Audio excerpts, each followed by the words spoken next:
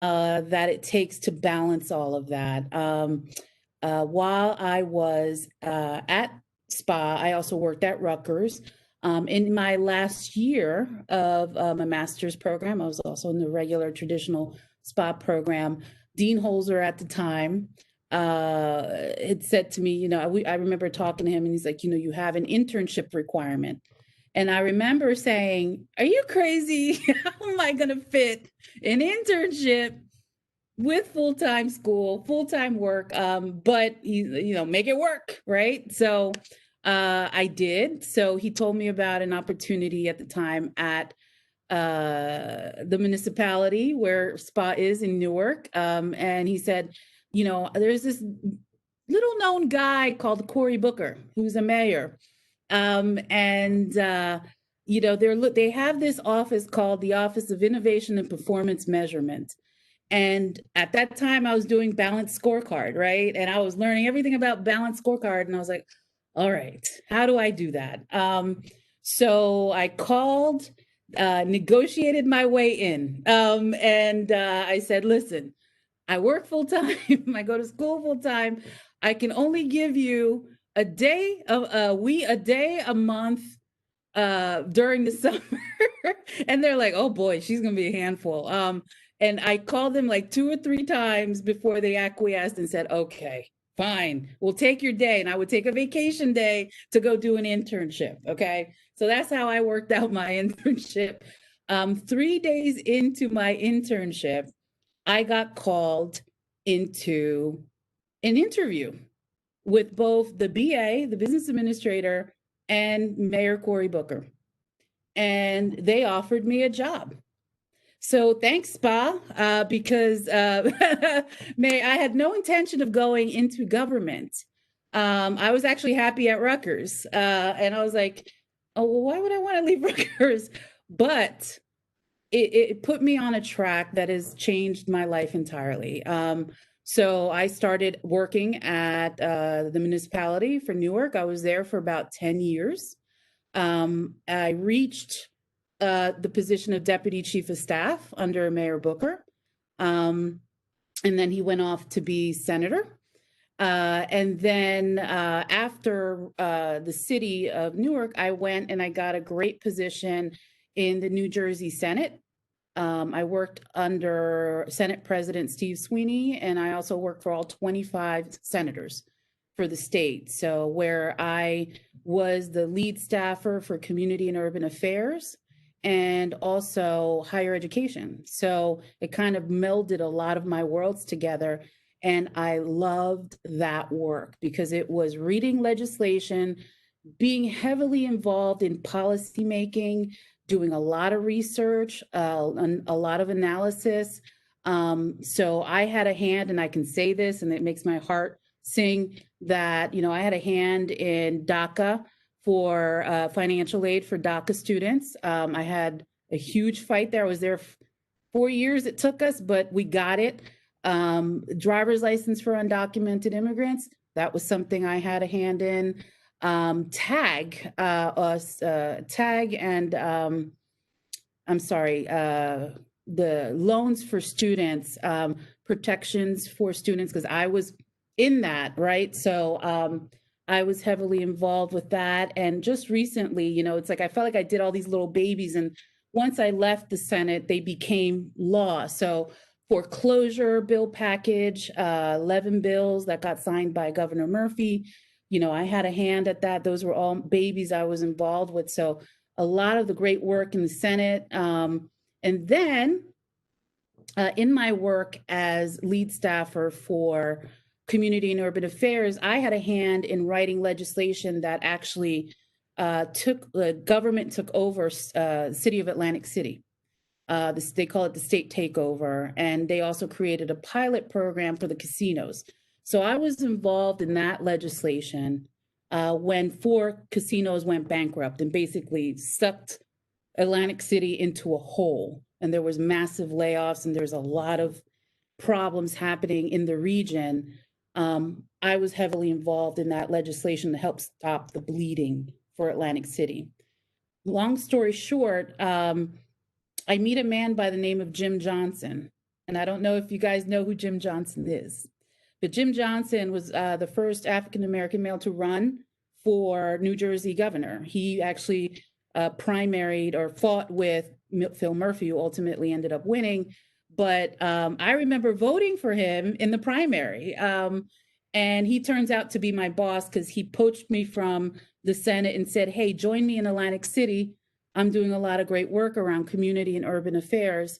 And that's how he poached me. That's how I ended up in Atlantic City, where I'm now the Deputy Executive Director for the Casino Reinvestment Development Authority. And my job is everything from soup to nuts on how do we help build Atlantic City.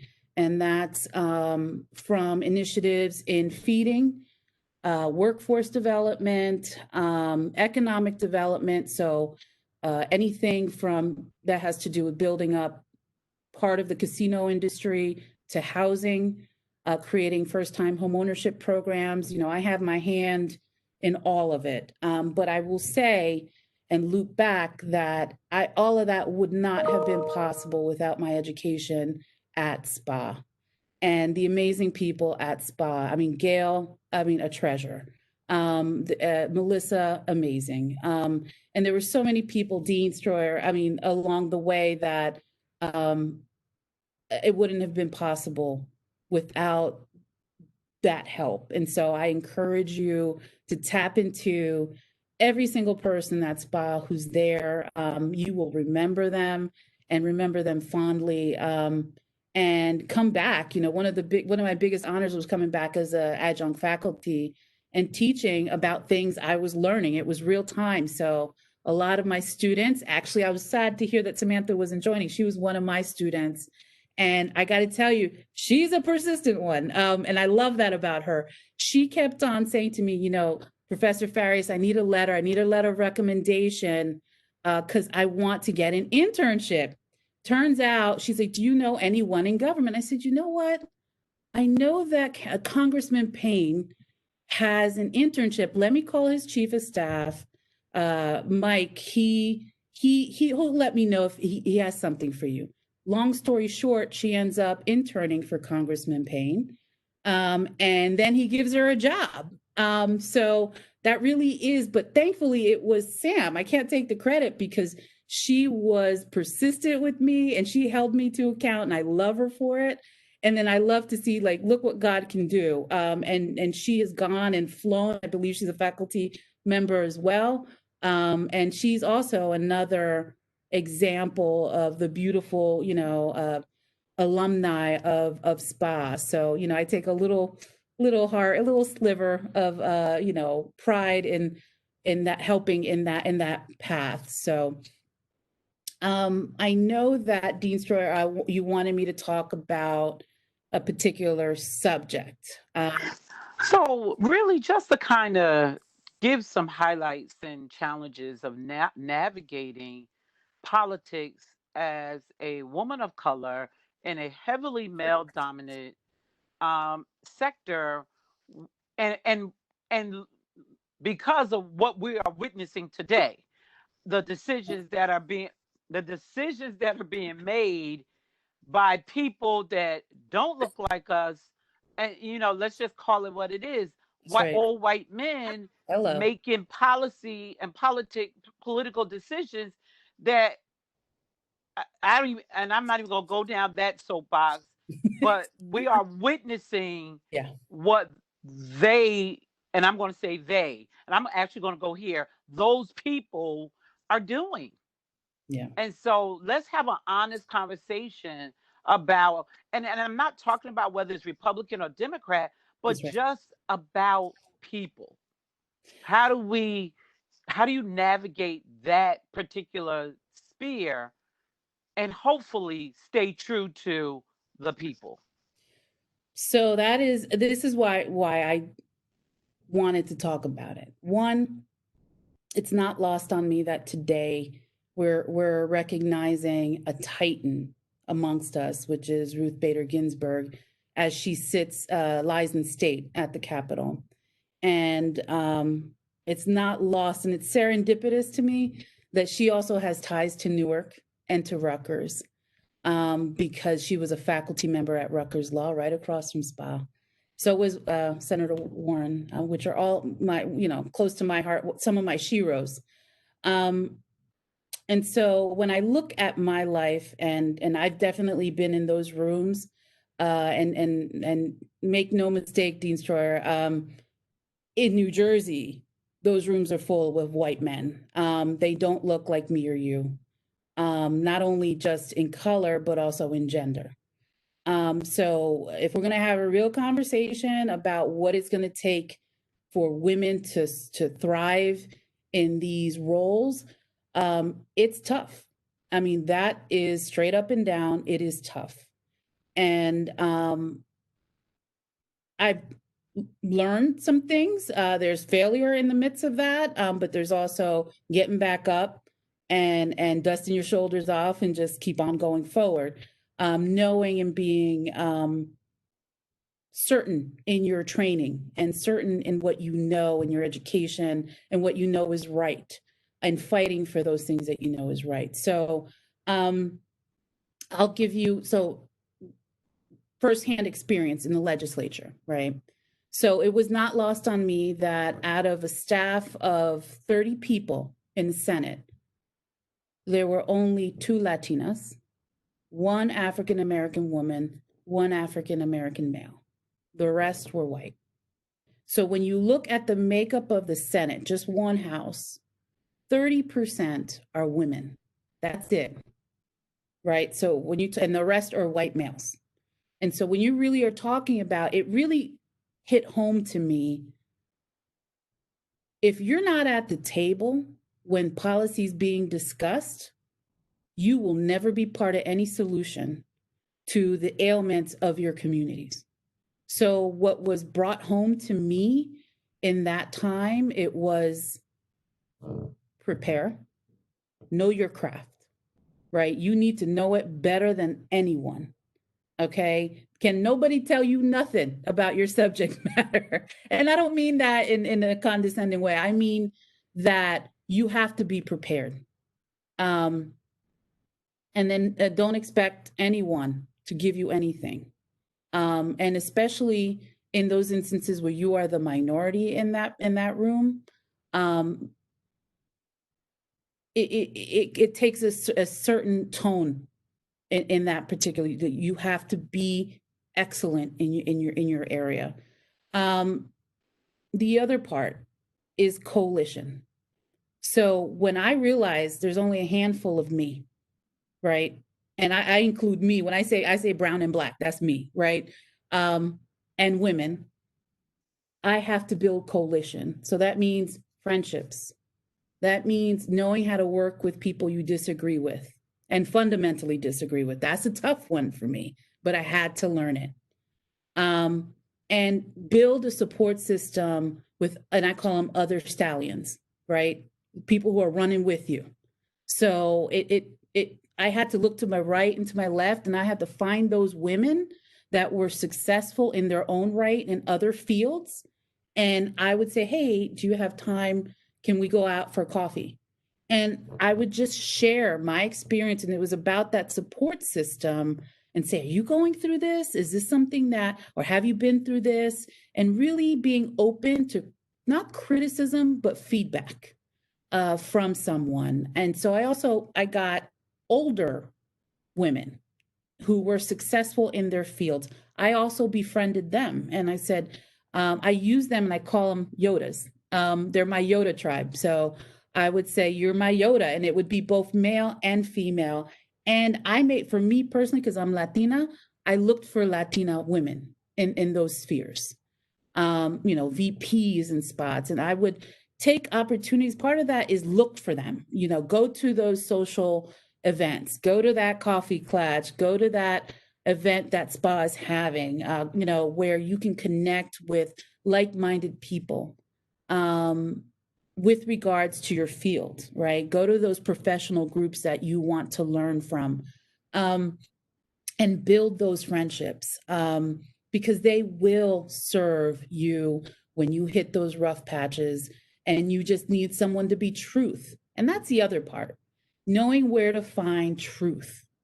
in your circle. Sometimes you have it in your family, right? You have maybe, a sister or brother be like, girl, you crazy. And, you need to knock that off, or do this, do that, and the other, and be open to that correction, because we don't walk in knowing everything. But the other part is expect that there are going to be challenges and don't be defeated by them. And so I will share a moment with you in the Senate when I was there that really, I got to say, really deflated me.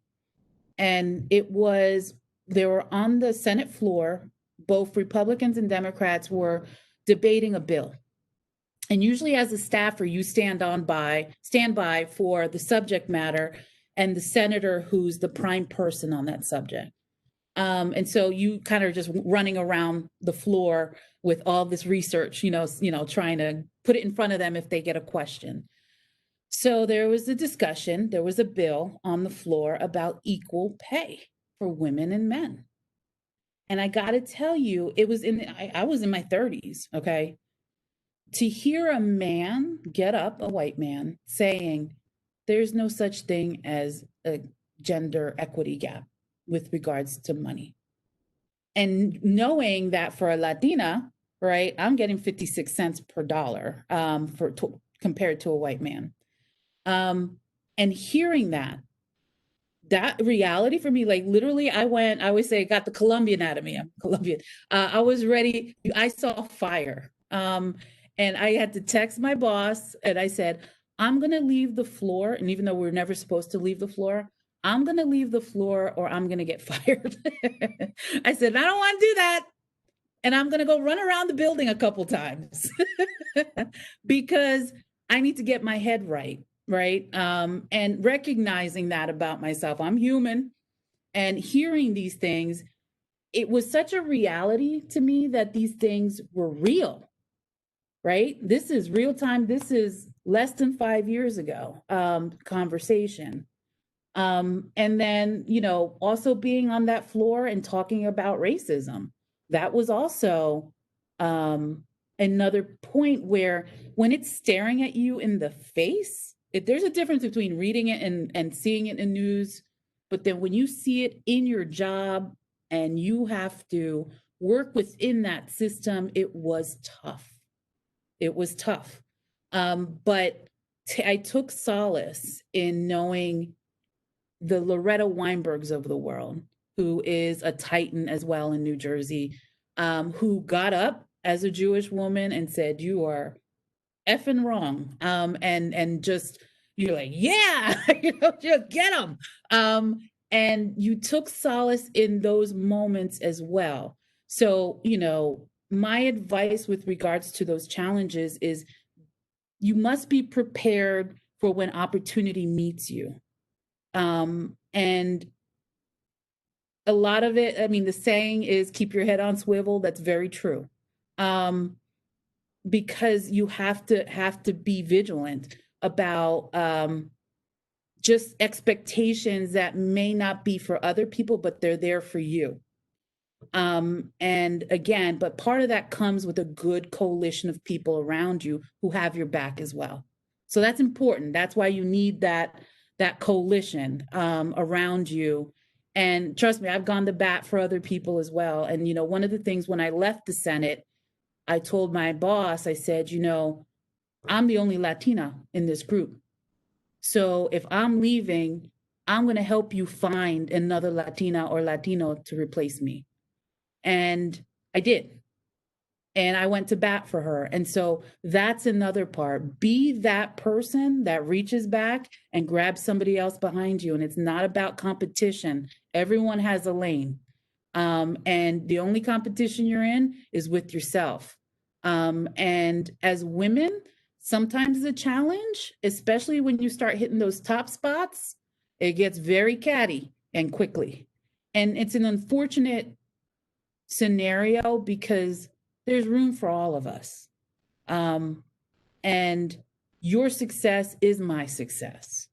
And so when I look at, I was trying to be kind of thoughtful, and I could talk about my life for sure and about the challenges that I've met. in my career. But then when I look at someone, and I remember, you know, when I heard the news about the passing of Ruth Bader Ginsburg, I put on her movie, and I was reading a little bit more. You know, people were giving testimonies about her, and I learned a lot more that I didn't know about her life. And then reading the challenges that she faced really inspired me and said, you know what? Nothing I've gone past yet really touches that. I mean, in the 40s, when she was trying to go to school, Harvard Law, nonetheless, I mean, she was exceptional in her field. Yet graduating top of her class, no one gave her a job because she's a woman. I haven't had to face that, you know. I've had challenges, but I haven't had to face that. And in her time, you know, she and Diana, I mean, she had a child while in law school, and she managed law school and being a mom, and in those times that was unheard of, right? And so I look at that and think like, wow, that is just like us women, to just, you know what, if we are focused on it, we're going to get it done. And just kind of learning about what kind of pioneering work. And you know, I feel connected to her because of her connection to Rutgers, and she never shied away from that. She always said she taught at Rutgers, and that she also created the Women's Rights Project with ACLU New Jersey, you know. So like, I feel connected to her. And so I also look for inspiration in other women, because you're going to need it. You're going to need those inspiration points. And while as a Jewish woman, we may not, you know, have an ethnic tie, but as a woman, we do. As women, we do. And, you know, she is someone who was excellent in her field, and yet she had significant challenges. So what makes me think that I'm not going to have those challenges, right? So those are things that I hold on to when I think about careers. But and my career and just going forward, you know, I ain't done yet. So I'm going to keep on moving, and as I continue to move on, I will make sure that I leave that door open for other women behind me, and young women. So like, when I see the Sams of the world, I smile and I'm like, yeah, girl, get it, you know, because she will open doors for somebody else, and vice versa.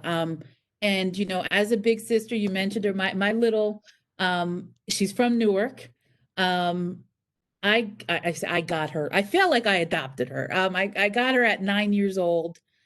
She's 17 now, and she goes to not Arts Heights, American High School in Newark. And you know, I remember when I was teaching at Rutgers, I brought her with me to class. I said, "You're gonna understand what college is about, because there is no ifs, ands, or buts about it. You're going." And by the way, if you don't go anywhere, you're going to Rutgers. But I said, can we say Harvard? Like, I'm speaking greatness into you. Not that Rutgers isn't great, because we got Rutgers, you know, Harvard teachers and Yale teachers, and we have great quality education at Rutgers. But, you know, I want to push you forward. And so, you know, I'm happy to report that she is on honor roll. She just showed me she got nominated into the Honor Society. I cried like a baby. But I felt like she's mine. I called her mom. I said, look what we did. Not that I had anything to do with it, but, you know, I mean, I celebrated that, because that, and she's Puerto Rican, because that is a life you help change, right? And I encourage you, by the way, to all become big sisters, to especially to kids in places like Newark and Trenton and Plainfield, because one of the things that I recognized very early on, one, I have a very similar background to my little, so I saw myself in her, which kind of did some stuff to my head. But you know, that was my stuff I needed to work out, because I wanted to give her the things I didn't, or didn't have instruction. You know, I'm grateful for what I got. But as my mother was an immigrant to this country, there was just some things she didn't know. And so with Steph, I wanted to really take that role and expose her to it as much as possible, so that she can ultimately make whatever decision she is going to make on her life. But she's talking about Rutgers, and I told her, I was like, don't make me get involved, because I was like, I will write that application for you. But no, I'm trying to, keep it back. But that really is, in a nutshell, there is no one little trick on how to deal. There will be politics. There will be gender equality. There will be struggles that you have. But the thing is that when you're prepared and you are sure in your education, one, because no one can take your education away from you, okay? They could take away your job, but they can't take away your education. The other thing is your reputation, right? You have to have a focus on your work ethic and your reputation, that your work, and so many times my work has walked into a room before I have. And people will know my work before they know me or know what I look like. So take pride in your work, make it excellent, so that you don't even have to say a word when you walk into the room. That is actually really what has helped me, in my career. And I will say, in my career, it has been women, usually women that don't look like me, that has actually said, hey, Rose would be great at that. Let's give her a shot. And I was ready for the shot, right? And so I will say that it has been women who have pushed me forward. So I try to give that back as well, as many times as I can.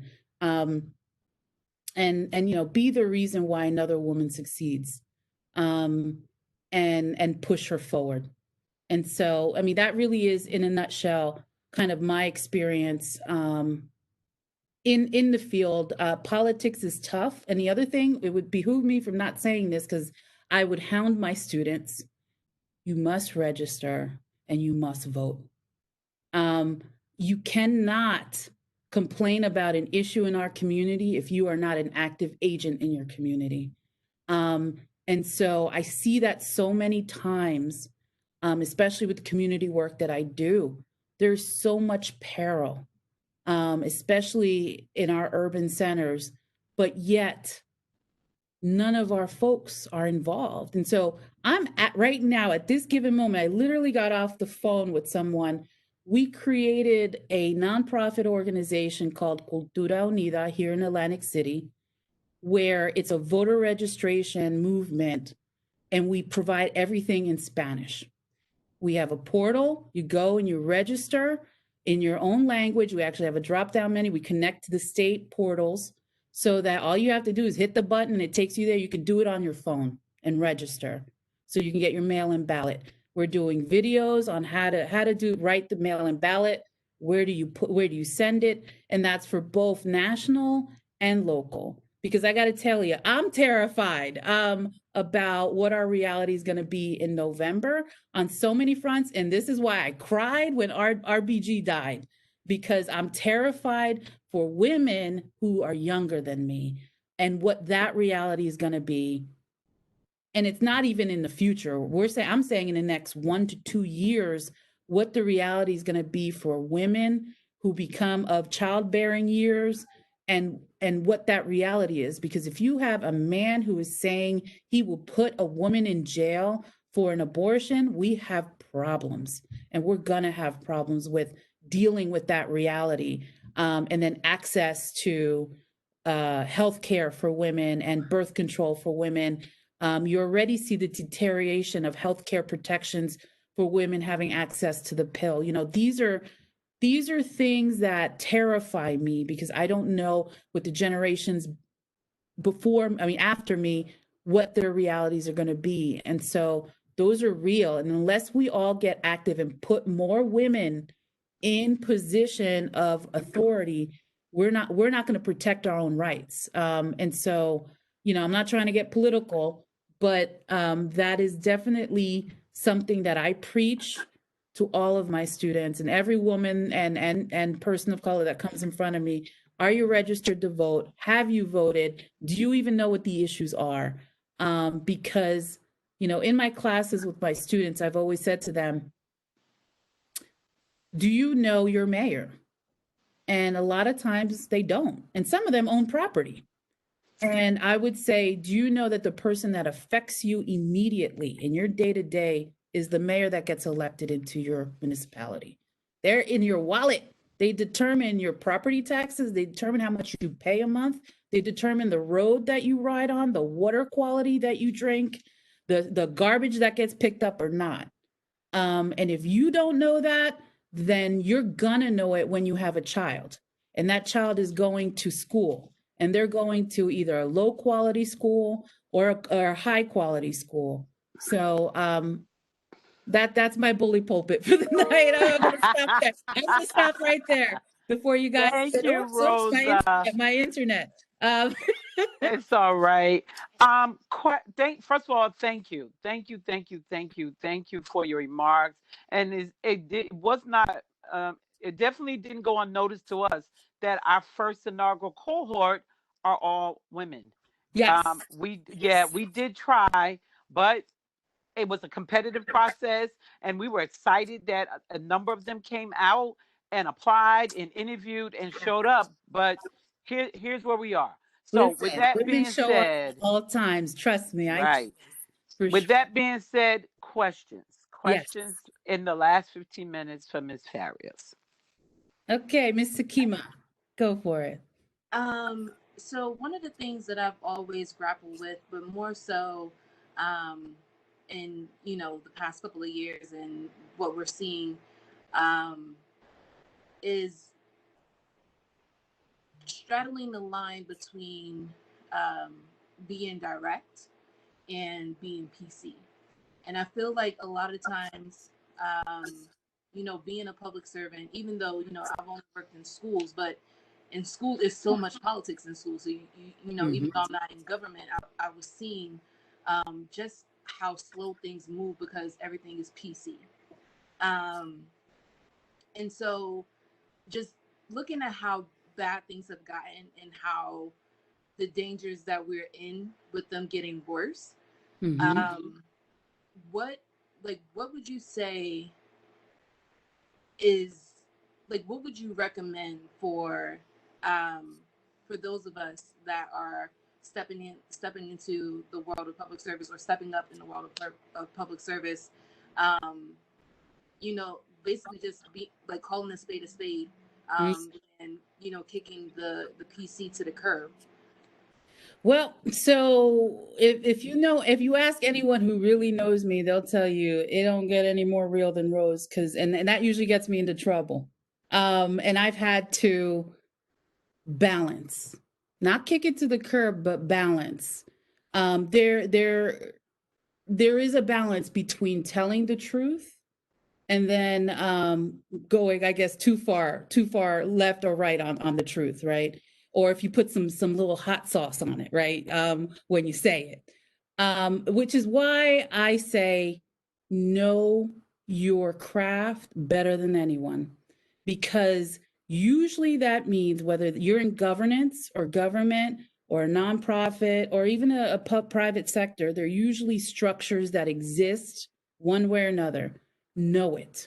Read that binder, read that policy manual, read that handbook, because that structures how those behaviors and interactions are going to happen. So if you see something that is not, we'll be like, okay, well, let me take you to section 2.5 of the policy manual, and it says X. Can't fight you on it, right? But I don't think PC is a bad thing.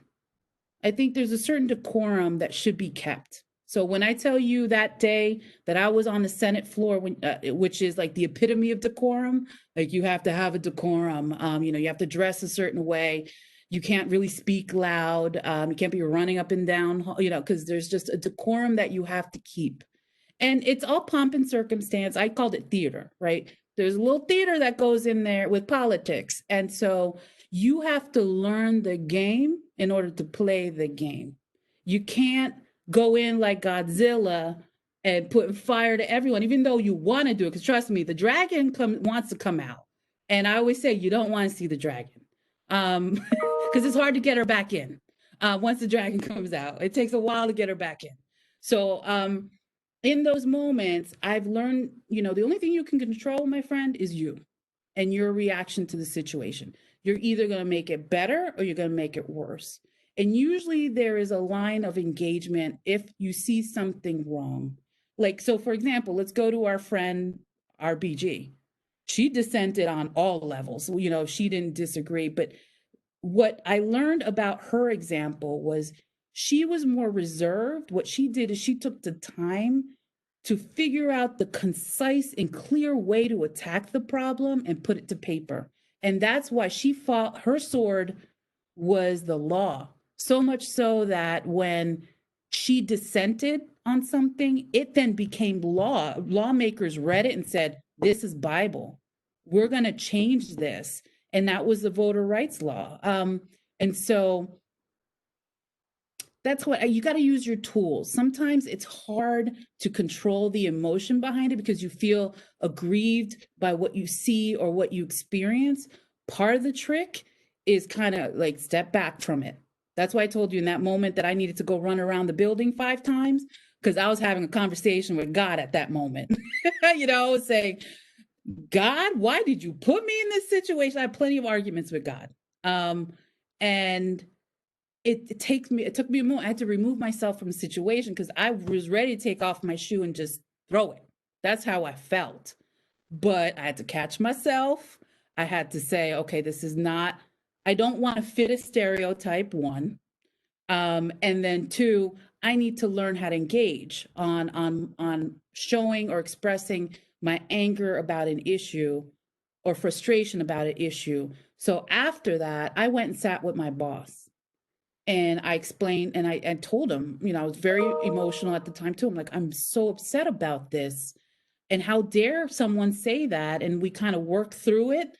And we suggested some ways in which we can address it with other senators and maybe a potential new law that comes into play or tweaking a particular piece of legislation that was there. Like, learn the craft and learn the wall, the hallway, know what moves you can make in the structure that you're in. Because it's so tempting to walk in there like Godzilla and just be like, burn this place down. But that's not going to solve anything. You got to play the game right. So that's my advice on that one. I have a question. Sure. I'll try to make it short for the sake of time.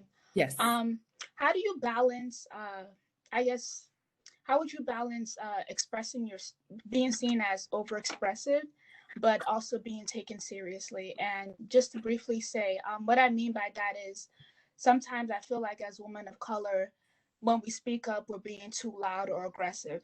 But then when we say little, it's like it's not enough. And we always find that we have to have someone to speak up on our behalf. Like our voice isn't enough. We need someone else to speak up. Or we just yell and then people think we're crazy. So I'm going to say something inappropriate right now. So I'm going to warn you. So the ongoing joke in the Senate was, don't scare the white people. And that was just something we would say to each other. And that kind of brought us like, okay, I gotta take it down for a minute.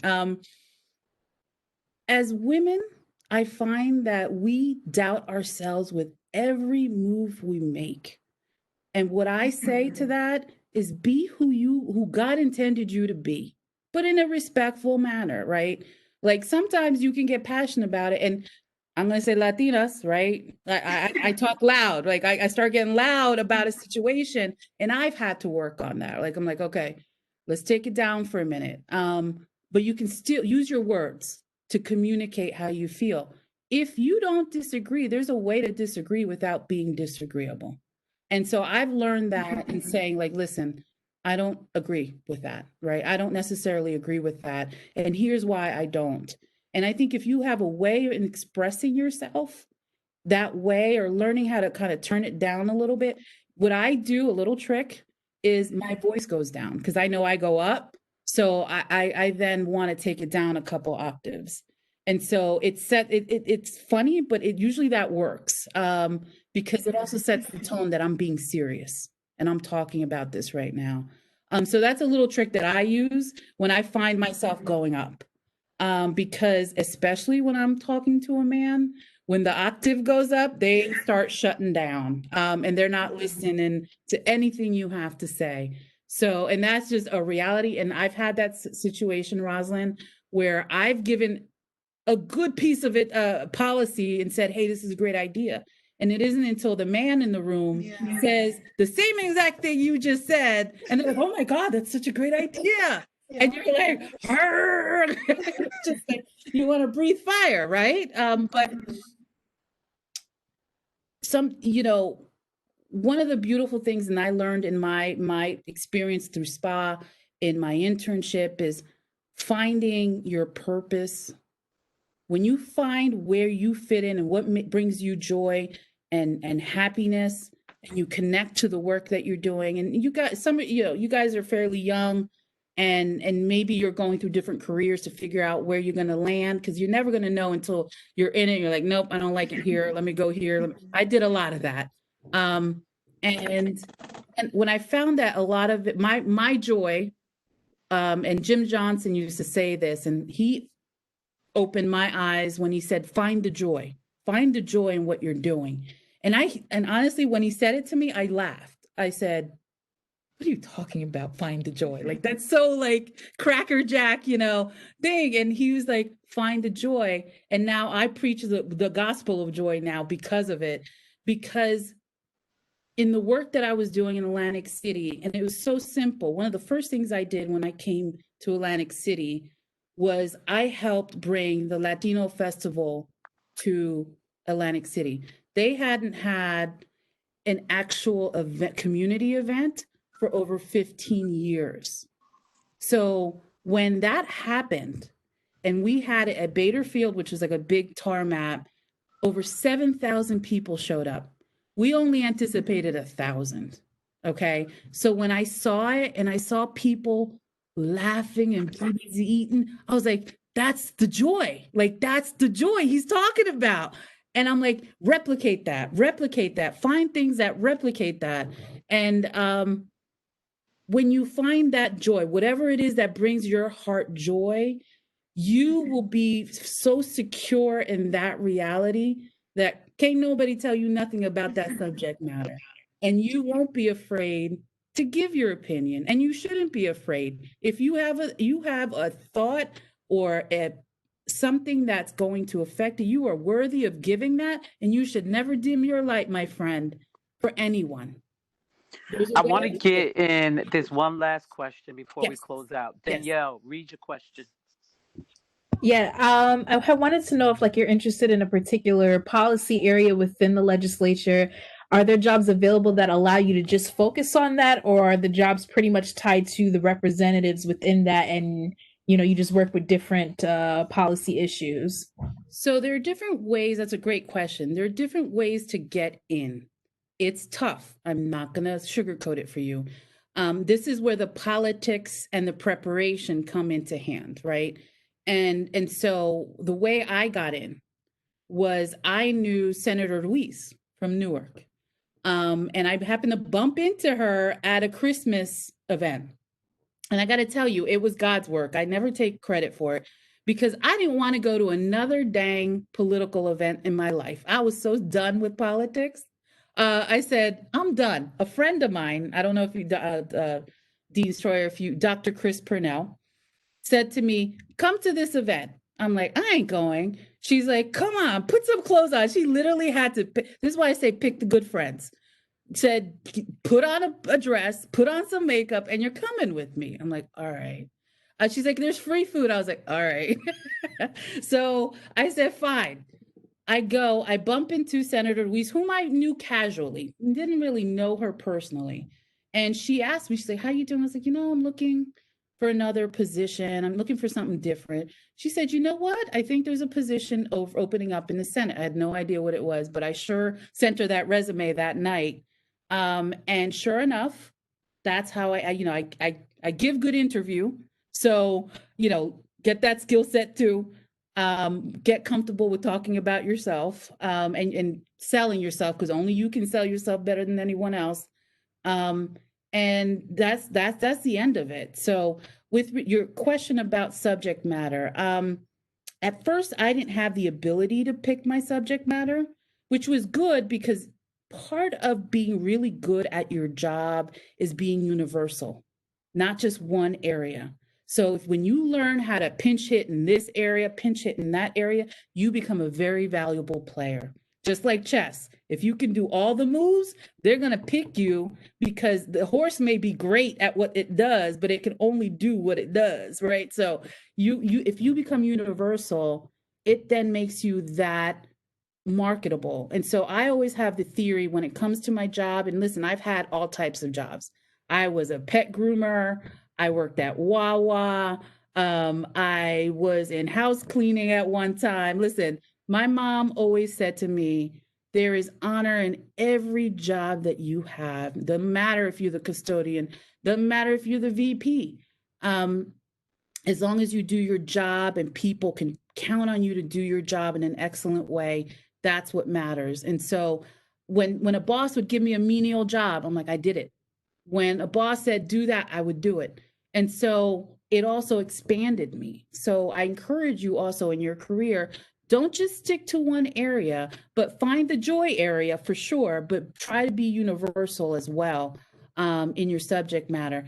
But to answer your question, and looking for a job in that field, if you wanted to get into politics, what Sam did is a perfect example. She went and internshiped at an office, said, hey, I'm free. I can, I'll be the intern. She made the relationships, and then she was able to parlay that into great positioning. And so that would be another recommendation. Get out there, go volunteer for an election campaign. Go, if a mayor's running and you like their platform, go out there and knock on doors. I have, and I'm going to do it again, right? You're never too old to get involved in politics in that election season time. And that's not just the national one, but your local ones as well, your school board. Get involved and put yourself out there. And I know it may be hard if you got families at home and you're trying to juggle, trust me, but negotiate, trust me. The person that I negotiated with, his name is Travis Reed. We are still friends to this day. And he will tell me, you were crazy on that phone. He's like, I don't know who you were, but you made me laugh. And he's like, if she's this crazy to try to get in here, fine. And to this day, he'll call me if we need something. But, this is how it works. It's also the relationship part. And I don't want you, Sakima and Rosalind, to feel that you can't express yourself. You can express yourself, especially if you disagree. But there's you do it in a strategic way. Do it in a strategic way. Sometimes forward, and I've had to learn this. Sometimes the forward approach don't work. Sometimes the side approach is better. Sometimes the backward approach is better. And that's the strategy part that you learn. That's politics, right? That's politics. Sometimes to attack the issue, you don't have to go all the time forward on it. And so those are the things that you learn along the way, that some of the most powerful women, you look at RGB, she was never forward, right? She kind of broke you down, and then she had allies too, right? So it really is interesting when you look at strategy and accomplishing the goal that you need to. So, I'm still learning. I'm no expert in that field, okay? But these are little things that I've also learned in my interaction, because I've gotten that, by the way, Rosalind, that feedback, like, oh, you can't be that forward. Be who you are, but also learn how to play the game. Yeah. Thank you. Yeah, absolutely. Thank you. Well, Farias, thank you. Thanks. I knew as the give her a hand clap, everyone. Okay, I'm gonna take a picture now, but okay. I knew when, so they were, when did I bring you guys on? In May? I think they were officially brought on in May. Yeah. They went through training in the summer. I knew in May that I needed you to be our inaugural speaker. Oh, It yes. was in I'm sorry. recognition of Hispanic Heritage Month, Oh, the 100 years of the 19th ratification of the women's right to vote. yes. Like, I knew then, like, you were going to be the first one out the gate, and I wasn't disappointed because I knew, simply because I knew. So I want to thank you on behalf of Charles Minifield, the Dean for the School of Public Affairs and Administration, our inaugural cohort of SPAA ambassadors. They are dynamic. They really are. I'm extremely impressed. They're moving faster than I am, and I'm okay with that. I just need to catch up. It's all good.